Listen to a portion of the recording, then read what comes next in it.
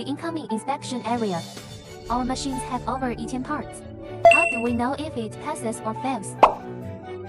After flying inspection and general inspection, if it is a qualified product, place it in the rack tray area.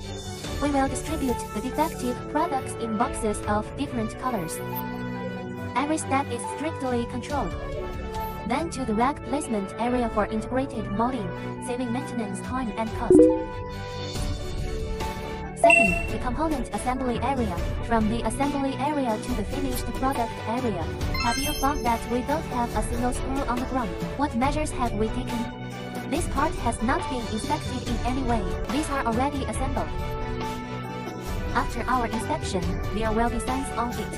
Manual inspection and then thread glue. Let each of our screws lock tightly on our machine. Let our machine not lose screws. We hope that each machine can be used normally to improve efficiency for you. Third, the whole machine assembly area. No matter how tall the building is, it has to start from the foundation. Many people say, how is our packaging machine controlled? Let's take a look at the aerodynamic changes today. Just put the trachea in my hand, wear it on our machine. Complete the pneumatic process. Next is electric. Simple threading from us. Every machine that comes to our side. Some people think it is expensive. Where is it so expensive? We have a lot of terminals just like our capillaries.